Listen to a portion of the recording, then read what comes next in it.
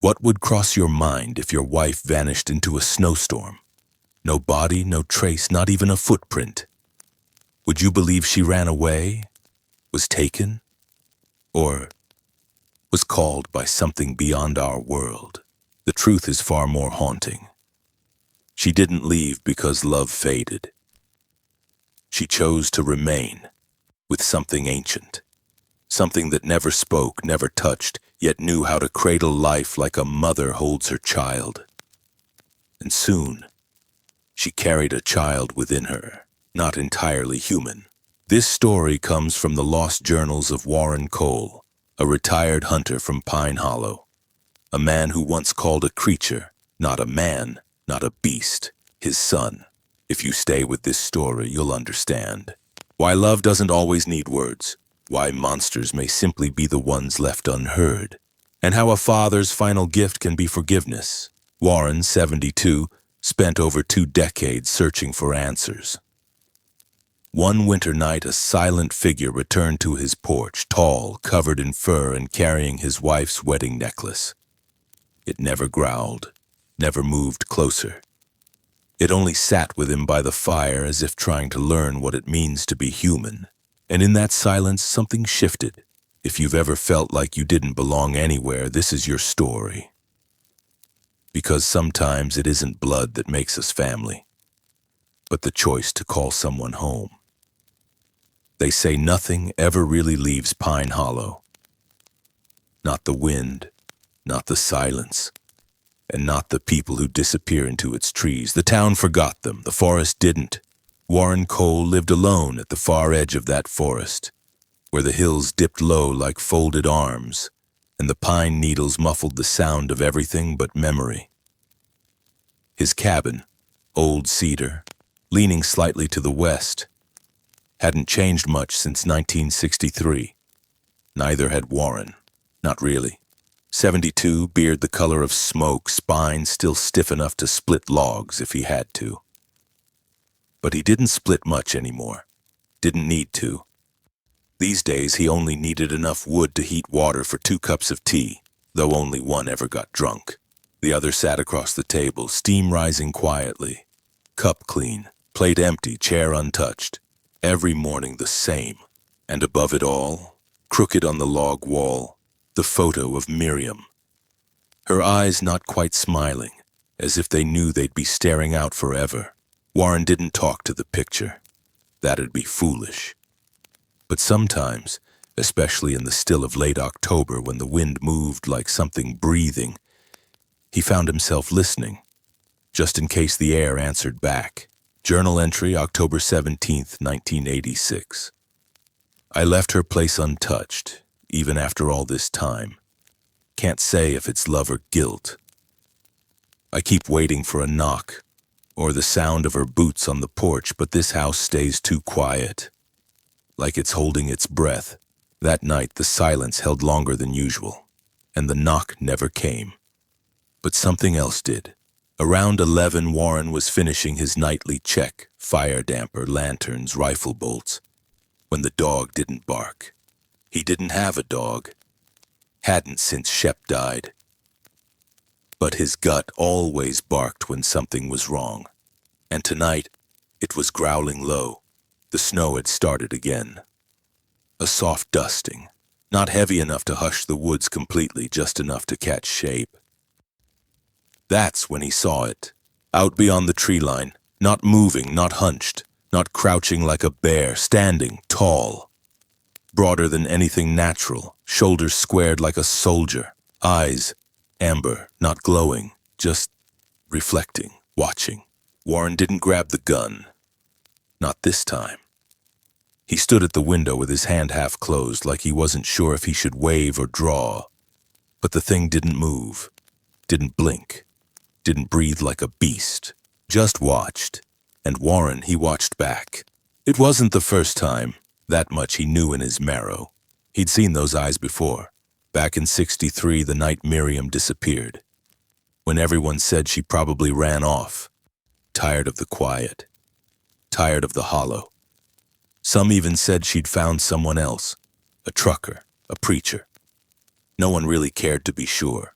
But Warren, he knew different, because that night, after shouting her name into the woods until his voice bled raw, he'd seen something.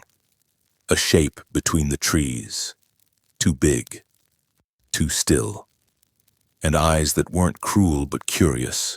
That same feeling returned now, cold not from the snow but from the knowing. Journal entry, October 17th, 1986, continued. I saw it again tonight. The watcher, same place, same eyes, no gun this time.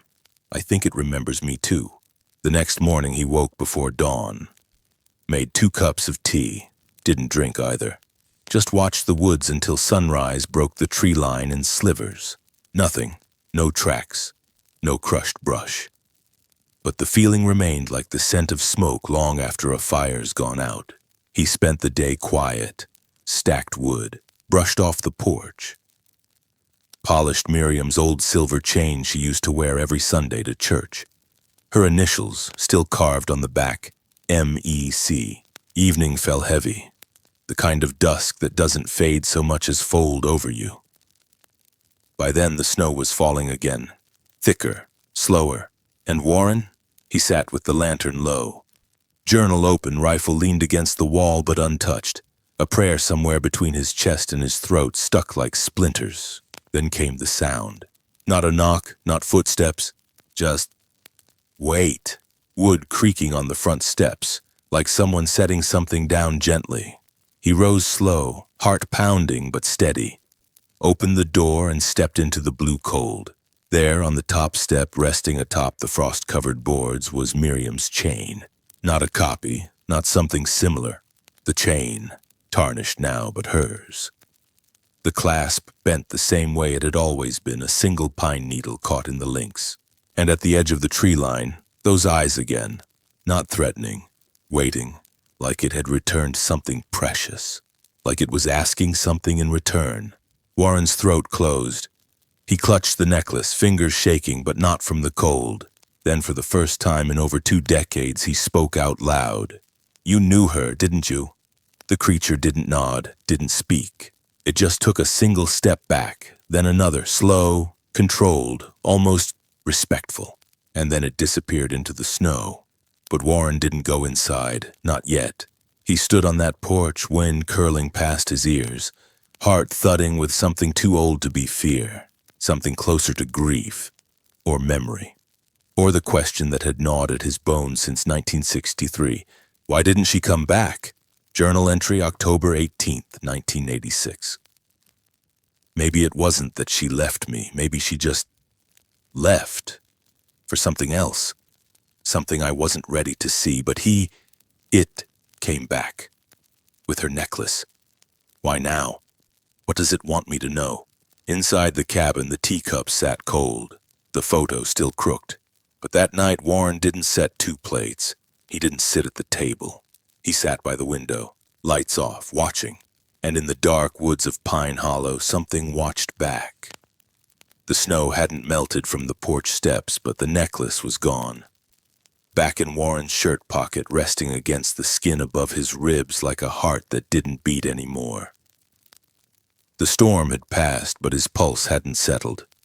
Something about the weight of that silver chain made him feel younger and older at once, like he'd been thrown backwards through time and couldn't quite find his footing on the way back. That morning, the kettle boiled dry on the stove. The teacup stayed empty, and Warren stood with the curtains drawn just an inch apart, staring out toward the tree line, like it might breathe again. The woods hadn't changed. They never did. But something inside them had, something that had waited long enough to walk toward him, not as threat, but as memory. He hadn't touched the rifle. Not when the chain was laid down, not when the shape moved through the snow like it remembered the way to his porch. But now he needed to know. Not to kill. Not yet. But to follow. He laced his boots, tucked his thermos under his coat, and took the old Winchester down from the rack. Not loaded. Just company. By mid-morning, the sun had climbed high enough to cast a blue shine over the snowdrifts. No birds, no squirrels, just a silence that felt too deliberate. He stepped off the porch, knees creaking like the boards, and moved toward the tree line. Slow, careful. Like he used to walk when Shep was still sniffing beside him. No tracks. That's what struck him first. Nothing.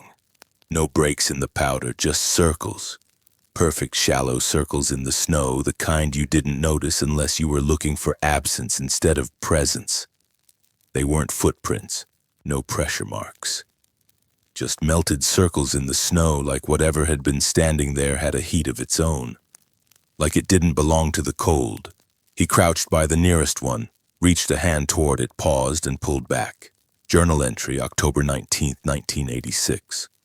No tracks, no weight, just a ring of thaw where something stood. It didn't sink, just stood. Still as an apology.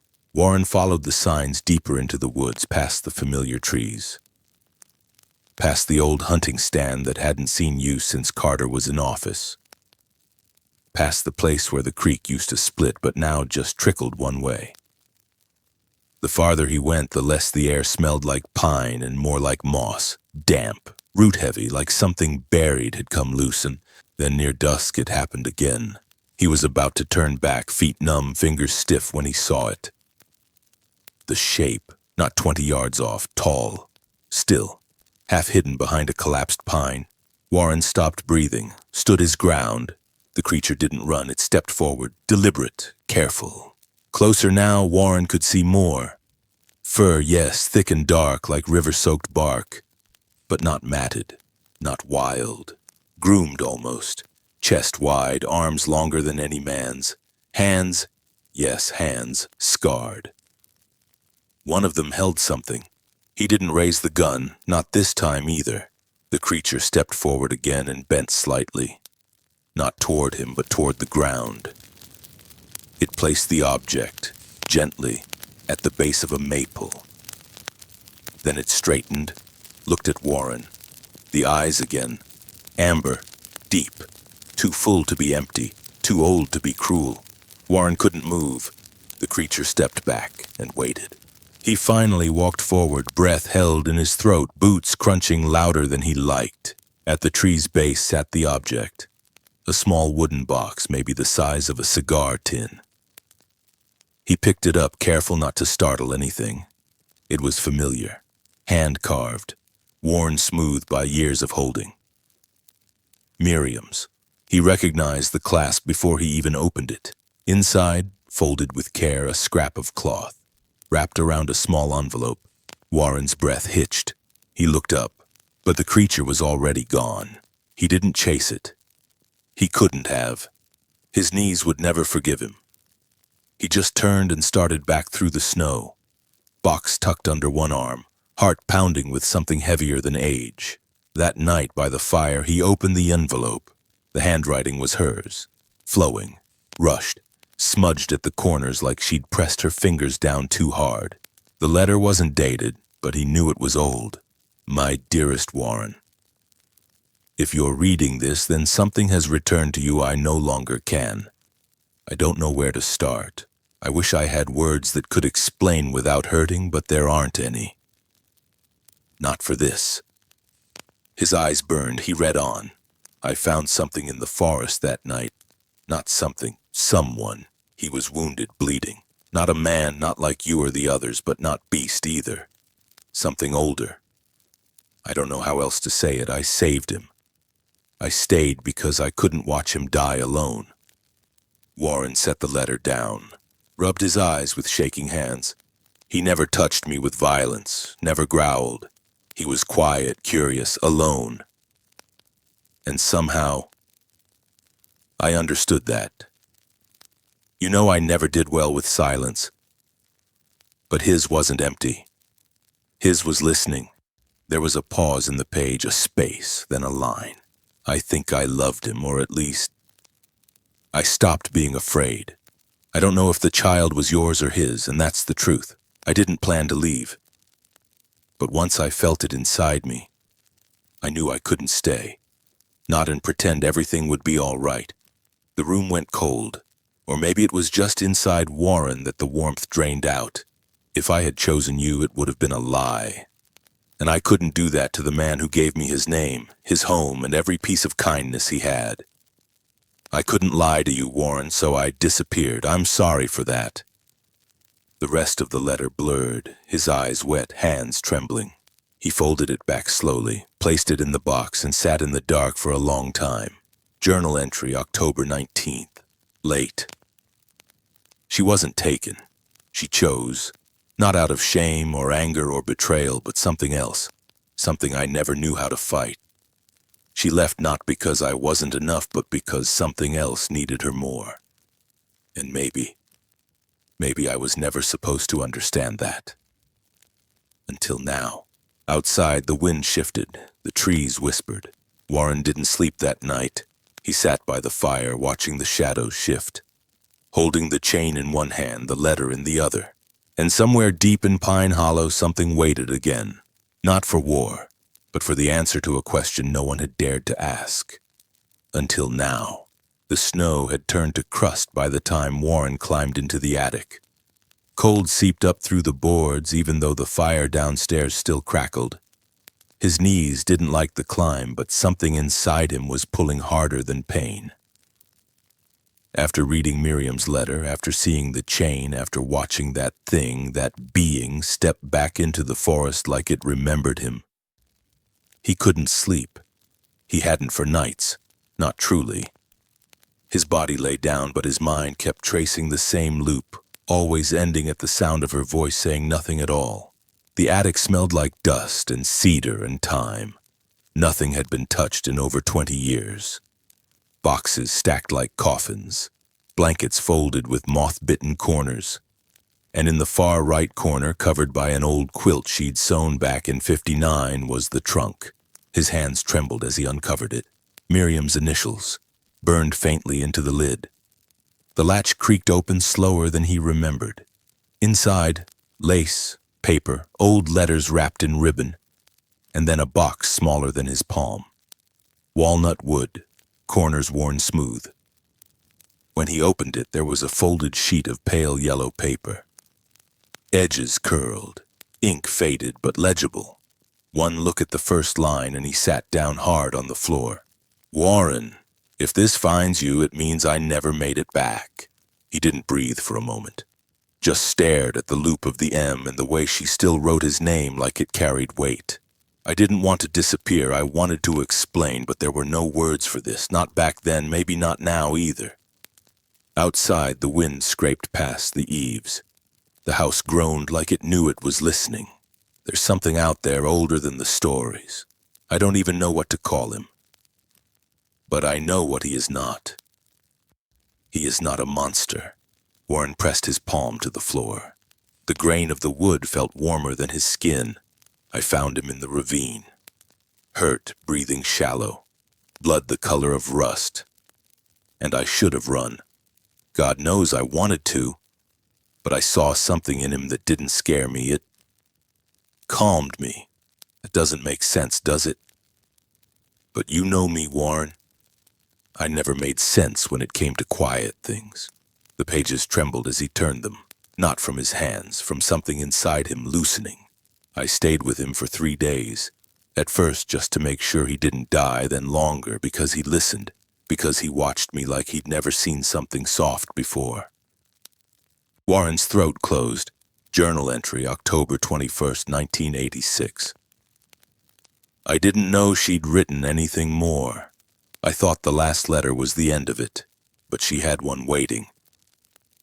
Tucked away where I'd never think to look unless I was desperate. I guess she knew me better than I thought. He wasn't like us, not in the way we think of us. He didn't speak, not with words, but with silence and stillness, and a kind of sorrow I'd only ever seen in mirrors. I don't want you to think I lost my mind. I didn't. I just let go of a part of it. The part that kept saying I had to stay human to be whole. That line hit deeper than bone. It struck whatever sat behind his ribs, the part that hadn't known how to breathe since the night she vanished. I don't know what we became, not lovers, not strangers, something else, something without a name. I would have come back. I meant to, but then the letter paused. just a space, a breath she must have taken decades ago. I realized I was carrying something, a life, and I didn't know whose it was, yours or his. Warren's hand dropped the page. He stared at the wall where a nail once held a cross she'd carved herself. Gone now. Just a shadow of the wood grain where it used to hang. I couldn't walk back to you with that question.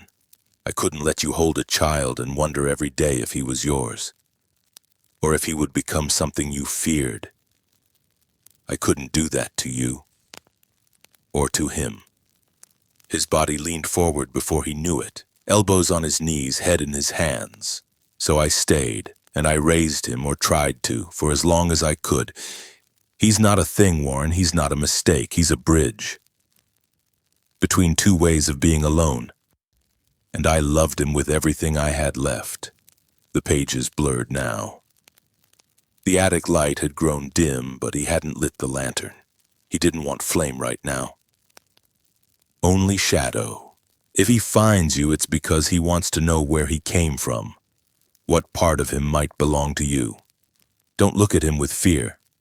Look at him the way you used to look at me when you didn't understand why I stayed out in the garden until dark. Warren's chest rose slow, fell slower. He deserves that. Even if you can't call him son, at least call him seen. The rest was blank, not even a sign-off, as if she'd stopped writing in the middle of an exhale.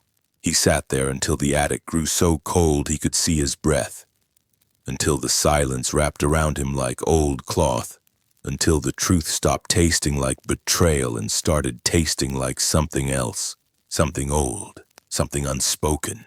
Journal entry, October 21st, 1986. Late. She didn't run. She crossed a line I never saw. She stepped into something that didn't fit our world and made a place in it anyway. And now it's at my doorstep. Half her, maybe half me. Maybe neither, maybe more. Downstairs the fire had died. He didn't stoke it, he didn't move. He just stared at the pages, at the weight of them, at the sound of his own name, still written in her hand, still waiting for him to answer. And somewhere out in the trees the watcher waited too, waiting not to be feared, not to be forgiven, just to be called by the name it had never been given. The knock didn't come, it never did. But Warren knew. Somewhere between the second hand freezing on the kitchen clock and the sudden hush that crept under the door like smoke, he knew the creature had returned. Not to bring this time, but to ask. Not with words, those were for men like Warren, but with stillness and with waiting. He stepped outside into a night lit only by the trembling edges of a thunderstorm.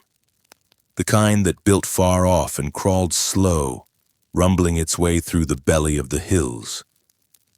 There was no wind yet, just the thick pressure of it. The trees held their breath.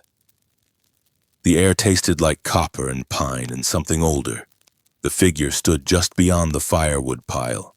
It didn't move forward, it didn't beckon, it simply turned. One step into the trees, then another. Not hurrying, just trusting he'd follow. He did. He didn't say anything, didn't grab a flashlight. The lantern in his hand swung like a slow heartbeat, casting long shapes along the trunks as he walked. The path wasn't marked, but the creature knew it well. That was clear in the way it moved, never once tripping, never once glancing back. Warren's breath caught in his throat more than once. Not from fear. That part had peeled off of him days ago. This was something closer to reverence, like he was stepping into a church that had no name, where the pews were roots and the ceiling was stars. They walked for hours. No words. Just the crunch of old frost and the distant sound of something alive breaking branches far away. Then suddenly the forest opened, a clearing just wide enough to feel unnatural. And at its center a charred circle. The earth there was black and sunken, as if the fire hadn't burned it but consumed it entirely. Even the grass wouldn't grow. The surrounding trees leaned away, not broken, just wary. The creature stopped. Warren stepped closer. The air smelled like cold ash. Rain was near now, but hadn't fallen. The clouds pulsed gray and purple. Thunder mumbled to itself like a restless child. He knelt. The ground still held shape beneath the burn. Stones arranged in a loose square. The remains of wood beams collapsed. A nail.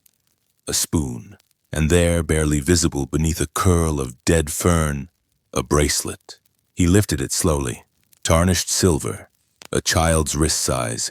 A name etched faintly into the back. M. Cole, Jr. Warren didn't move for a long time. He sat there, knees wet, the bracelet trembling in his fingers. The name wrapped around him like a memory he hadn't earned. Then he wept. Not the way he had when they told him Miriam was gone. That cry had been hollow, punched out of him by disbelief and rage. This was different. This was years breaking open.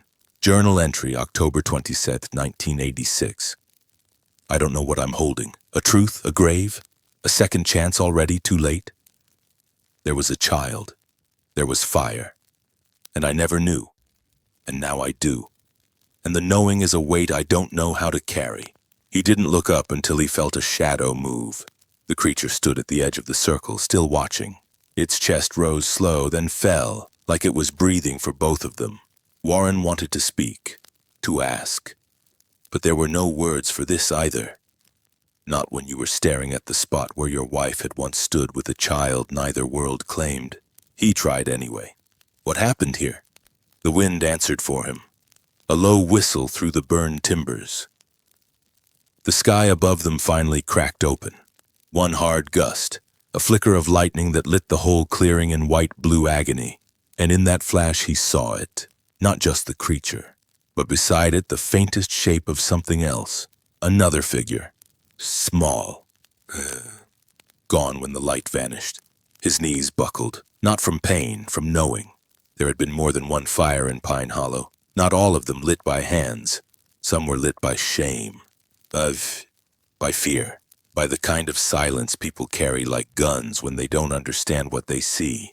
The creature moved closer, not fast, just close enough for its breath to rise in the rain now falling. Warren didn't back away. He reached out slowly, the bracelet in his palm. The creature didn't take it, but it looked down at it. And for the first time, Warren saw something change in its face. Recognition, not surprise, just memory, and maybe grief. They stood there, the rain soaking both of them until the bracelet became too slick to hold. Warren dropped it back into the earth, not as an offering, as a home. Then he stood and turned. He didn't need to be led back. This time he remembered the way. Journal entry, October 22nd, night. I saw where they lived, where they burned, where they buried a name no one else would carry. I held it in my hands, and it didn't feel monstrous. It felt like mine. Back in the cabin, the storm raged. The wind clawed at the walls, but inside everything was still. He set the bracelet on the mantel beside Miriam's chain. 2 names, 1 memory, and in the woods beyond, a figure stood beneath a tree that still leaned from lightning, waiting again, not for forgiveness, not for shelter, but for something much harder, to be remembered. The frost came early that morning, slicking the porch rail with a shimmer so thin it looked painted on. Warren wrapped his hands around the chipped mug, steam curling up through his beard, eyes locked on the tree line where the darkness was still thickest. He didn't blink, not for a long while. It wasn't just habit anymore, this waiting. It had become something deeper, something like prayer, though he hadn't called anything holy in a long time. The cabin groaned behind him, the same soft complaint it gave every morning when the cold set in. But today, Warren didn't go inside after his first sip. He placed the second cup, full, hot, untouched, across the table. Same as every morning. Only this time he added a small piece of bread, homemade, buttered. Then he sat still. The woods didn't answer, not right away. Only a crow passed overhead, dragging the silence behind it like a shadow. But later, hours later, there were signs. Not footsteps, that was never how it worked. The bread was gone. Not torn, not clawed. Gone as if someone had sat gently, taken it in hand, and left again. The cup remained untouched, but there was something else beside it now, folded neatly, pressed flat. Warren stared for a long time before reaching for it, a square of gray wool, faded. But the stitching was his. He knew it the second his fingers brushed it. The same yarn he'd used when Miriam was still pregnant. The same pattern he'd tried to teach himself that winter she couldn't stop coughing. A little blanket for a child that never came home. He had only ever made one, and now it was back.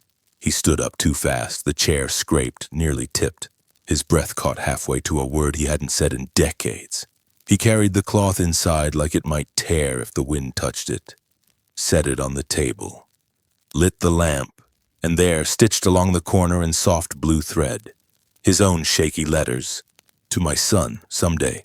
He sat hard in the old wooden chair. The one that creaked louder now like it wanted to grieve too.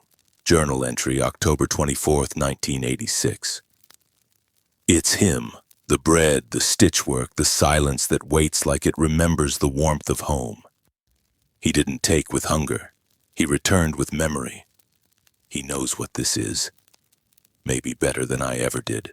The next night, Warren left more than bread. He made stew. Slow cooked.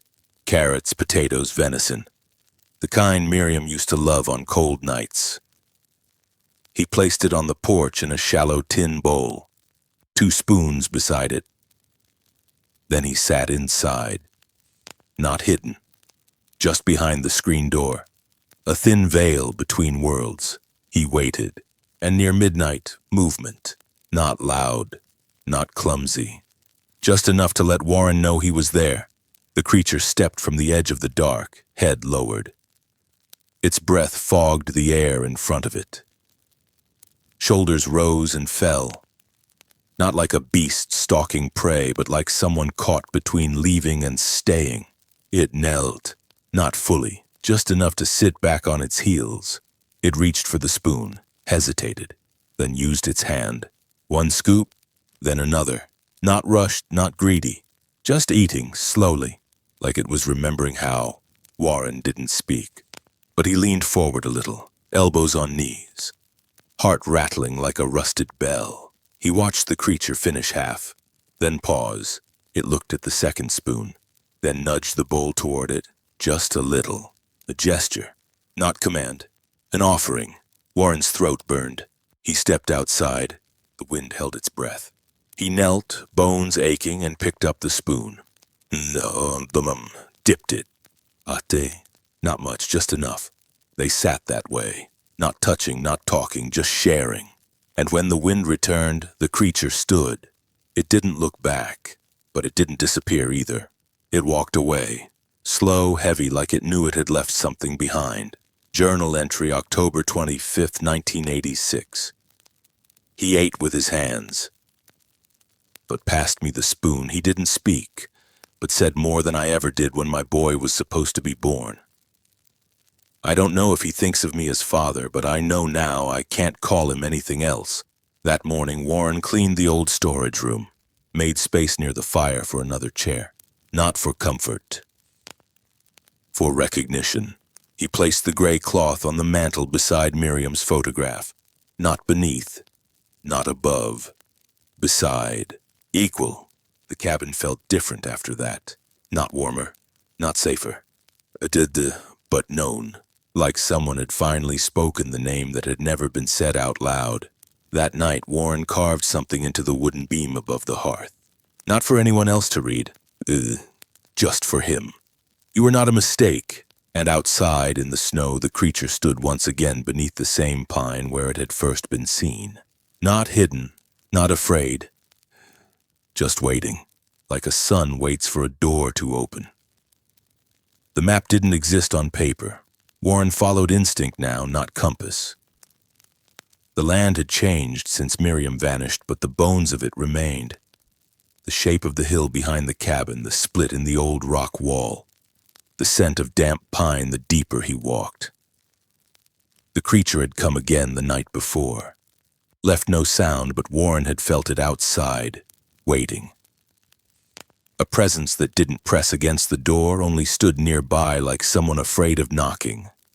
There'd been no words, just a glance, then a turn of the head. The quietest invitation, so Warren followed. The morning was silver and dry. The frost hadn't cracked yet beneath the moss, and the air held the crisp silence of a place untouched for years. He moved slower now, but with purpose, as if his bones remembered something he didn't. At the far side of the ridge, past the bend in the creek where the rocks turned red, he found it. A slope of earth that didn't match the rest, too smooth, hidden behind a veil of cedar. Moss grew thick here, clinging to stone, old and wet and whispering things he didn't understand. At the base was an opening, barely high enough to crouch through. A cave, the kind you'd never see unless you were looking for it, or unless someone showed you. He stepped inside. The light disappeared quickly, only a faint yellow behind him. But he kept going, hand on the wall, breath shallow. The tunnel widened, and what opened before him stopped him cold. It was a chamber, hollowed out by time or hand, he couldn't tell. The walls were smooth stone veined with old lichen. But it wasn't the space that held him, it was the carvings, dozens, hundreds, etched into the rock with something sharp, something ancient. They stretched from the floor to the ceiling, telling a story in images that didn't belong to any language he'd ever known. Not cave art, not ritual, something more tender. One carving showed a woman holding a child, not in fear, in comfort. Another, a hand reaching out to a smaller one. Between them, a fire.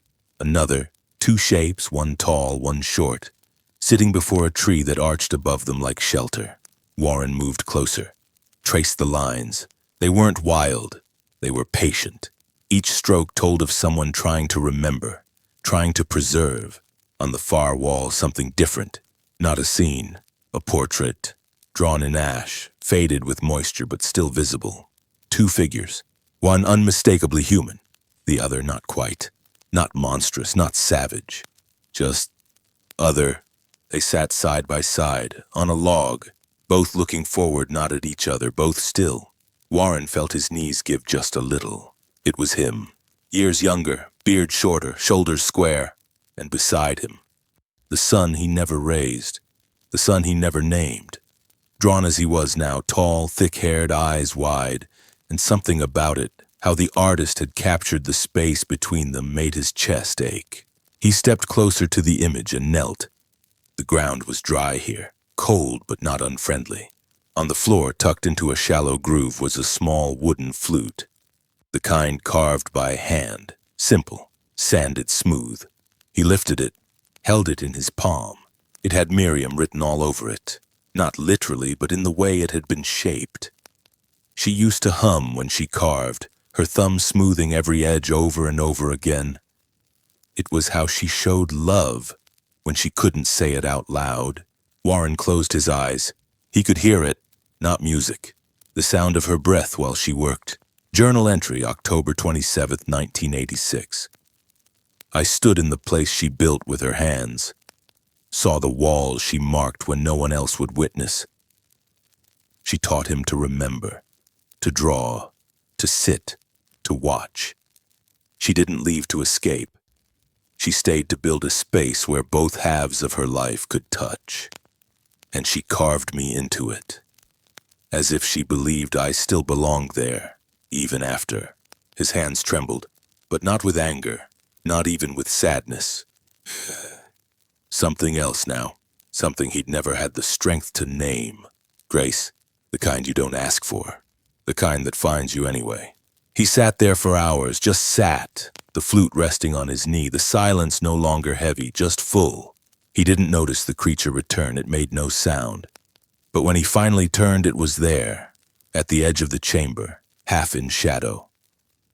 Watching him the same way he watched the porch light back home. Warren didn't speak, didn't move. The creature stepped forward, one slow pace, then another. It didn't reach for the flute. It looked at the wall, at the drawing, then at him. Not with pleading, but with something like permission or invitation. And that's when Warren understood. Miriam hadn't stayed for passion. She hadn't left out of betrayal. She'd seen something in the unknown that she knew would be cast out, feared, killed, and she chose to be the bridge. Not to love a creature, but to love what came from the crossing. Warren stood, the flute still in hand. He nodded once, not to say yes, just to say, I see. Journal entry, October 27th, late. She didn't break a vow. She made a new one I couldn't understand until now, one that didn't choose between man and beast, but chose the thread between them. She made a home in a cave and carved my face beside his. Not because I was perfect, but because I was part of the story and she refused to erase me. Maybe it's time I did the same. Outside, the wind had picked up, but the trees weren't fighting it. They were moving with it, like something long buried had been exhaled and was finally learning how to breathe again. The cabin smelled like roast venison and rosemary, the way it used to before silence took over the walls. Warren had cooked slow, not just for taste, but for memory. He trimmed the fat the way Miriam always said brought out the sweetness in the meat. He used the blue plate for himself, the chipped white one for the empty chair. It sat across from him like it always did. But tonight the space didn't feel empty. The napkin folded to the left, the silverware placed just right, a second glass of water sweating gently. He lit a single candle between the plates. Small, steady. It flickered once and settled. The only other light came from the fireplace where a slow orange glow spread along the floorboards. Warren didn't speak, didn't eat. He sat there watching the door. The stew in the pot was still warm. He'd ladled a little into each bowl, careful not to overfill. He wanted it to feel like it mattered, like someone was expected, not just hoped for. Outside, the wind moved through the pine like a hymn. He waited, and then, the softest shift of weight, not footsteps, just the sound of a presence approaching that had learned how not to scare. Warren stayed still. The screen door creaked once, then fell silent. He didn't turn his head. A shadow passed the window, large, slow, deliberate. Then the porch dipped under the weight of something familiar. He kept his eyes on the candle, and slowly the creature sat. Not inside, just at the threshold, outside the glow of the hearth, but close enough that Warren could feel it. The two bowls of stew steamed between them, one untouched, the other watched. Warren leaned back, folded his hands in his lap. The old chair beneath him didn't creak. The quiet between them stretched. Not awkward, not cold, but sacred, like a conversation made of breath and memory. The creature didn't eat, it sat, watching the light, and after some time, an hour, maybe more, it shifted slightly, then reached down beside itself and lifted something wrapped in cloth, a small square of fabric folded like a letter. Warren blinked. The creature reached across the threshold, not crossing it, and set the folded piece gently on the edge of the porch, then withdrew its hand. Warren leaned forward, picked it up. The fabric was soft, something like linen, old but clean, and stitched across it in thread faded with time were words. Thank you. He turned it over. A second line. Mom talked about you. His throat closed so tight he had to grip the edge of the table. He couldn't read it again, couldn't risk breaking what had built between them. So he set it down, carefully, and lifted his hand. Not a wave, just a gesture. Palm open, a sign that didn't need a name. He watched the creature shift slightly. The shape of its shoulders softened, its head tilted, just barely, and then it sat still again. The fire popped behind him. Warren took a slow breath. All right, he said, voice low, gravel worn down by time. You can stay as long as you like. The creature didn't answer. It didn't need to. The candle between them burned lower. They stayed that way for hours. Two gnu figures. One inside, one just outside. A meal between them. No words, no names, but something older. Something harder. Recognition. Journal entry, October 29th, 1986. He didn't eat, just sat there. And I didn't feel the need to fill the silence.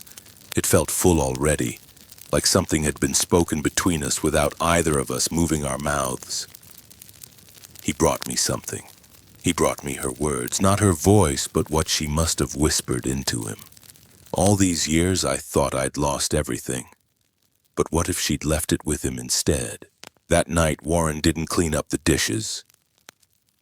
He left the bowls where they were. The candle burned out on its own. He moved slowly to the old couch, pulled the blanket over his knees and closed his eyes. And for the first time in decades, he dreamed of Miriam. Not the day she left, but the day she first touched his hand. Back when they were both still young enough to believe that love alone could carry the weight of mystery. Outside, beneath a sky just starting to snow, the creature stood in silence at the edge of the trees. It didn't look back, didn't run. It simply stayed, long enough to listen for the sound of someone breathing inside the cabin. Not just alive, but ready. It happened in early spring. The thaw had come late, stubborn against the sun, but the creek behind the cabin had started to run again. The pine needles gave underfoot soft and damp, and the air smelled like something old waking up. Warren didn't rise that morning, not like usual. No kettle hiss, no mug set out for two. The fire hadn't been lit, but the room still held warmth, as if his body hadn't quite let go of the heat yet. He was found by a neighbor who came by once every few weeks to check on him. Ruth Ellerby. She brought preserves, left them on the porch, didn't expect conversation. That morning the jar stayed sealed.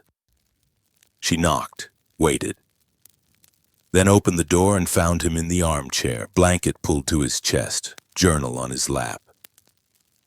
The candle beside him had burned to the wick.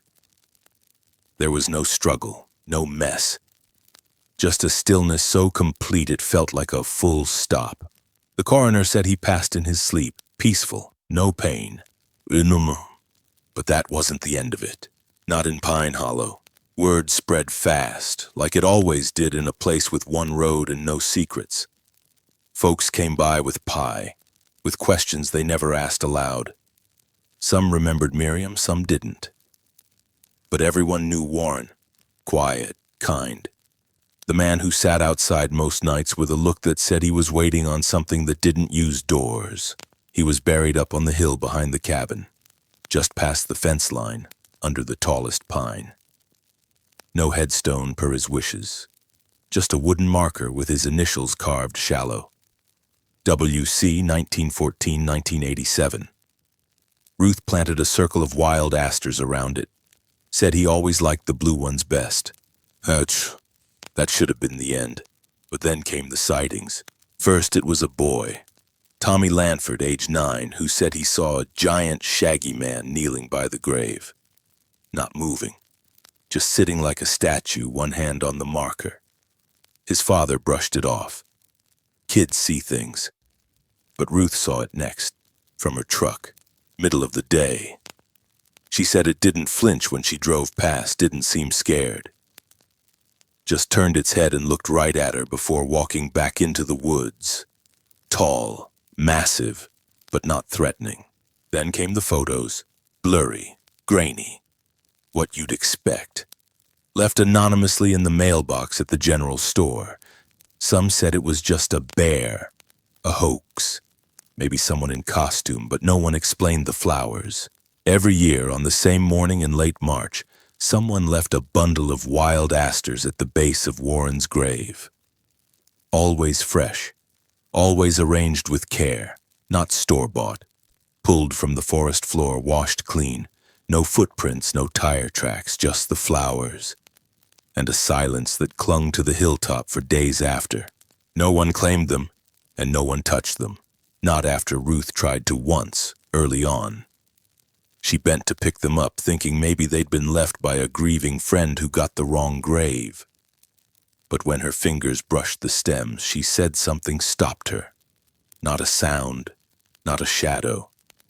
Just a feeling, sudden and deep, that this belonged to someone else. Someone still watching. She left them alone after that. Journal entry, dated but unsigned. I don't think forgiveness is something you ever finish. I think it's a path you learn to walk with your eyes open. I didn't forgive Miriam for leaving. I forgave her for choosing something I couldn't yet see. I didn't forgive the boy for not being mine. I forgave myself for not being ready to claim him when it mattered. He came back to me anyway, sat on my porch, ate from my bowl, brought me her words. And for the first time in my life, I let love arrive without needing to name it. People still talk about the creature in Pine Hollow. Quietly, never in front of strangers. Some say it was real. Others say it was just Warren's grief spilling out into the woods so loud it grew a body. But there are things even the most rational folks can't explain. The nights when the air feels thick with something not wind. The shapes in the fog that don't quite vanish when you blink. The porch light on Warren's cabin still flickering now and then, even though no one lives there anymore. And then, of course, there's the voice. Low, warm, heard on certain radio frequencies late at night when the static clears and the wind dies down. Some say it's just leftover signal drift. Others swear it's real. It doesn't say much, just a sentence or two, the same every time. If you ever find yourself out in Pine Hollow and the trees feel closer than they should, don't be afraid. It might be him, and he's just looking for the home that never called his name. The grave remains untouched. The candle from that last supper still sits on the mantel, half burned. The cup across from Warren's chair still waits, not empty, just waiting. Some stories don't end. They settle, like dust on an old windowsill, like fog clinging to the edge of a mountain. Soft, slow, and honest. The kind of ending that doesn't need to declare itself because it was never about the beginning or the middle or the final line. It was about everything in between, every silence that held more than words. Every glance that meant I remember. Every quiet gesture that said, I see you. There are truths in this world we are taught to fear. Things we are told not to believe because they don't fit the shape of what's familiar. But sometimes the most human thing we can do is stretch beyond that shape. To love something not because it mirrors us, but because it doesn't. Because it challenges what we think we know about kindness, about family, about what it means to belong. This isn't a story about monsters, or magic, or wilderness. It's a story about bridges. The ones we burn, the ones we never cross. And if we're lucky, the ones we build again, slowly, painfully, out of memory and forgiveness and the ache of all that was almost lost. It reminds us that healing doesn't always come in the form of answers. Sometimes it arrives in silence. Sometimes it takes the shape of something we can't explain. And yet, it is no less sacred. Sometimes we wait a lifetime for the apology we never receive. Sometimes we spend decades looking for a door that's always been open. Sometimes love returns in a shape we don't expect, and still asks to be let in. Not with noise, but with patience. And maybe the point was never to understand everything. Maybe the point was simply to stand still long enough to be understood. If you felt something tonight, if a part of you slowed down or looked inward or remembered someone you thought you'd forgotten, then maybe that's the story doing its job. Not to scare you, not to entertain you, but to gently ask, what would it mean to believe in something before you have proof? What would it mean to let something unknown sit at your table?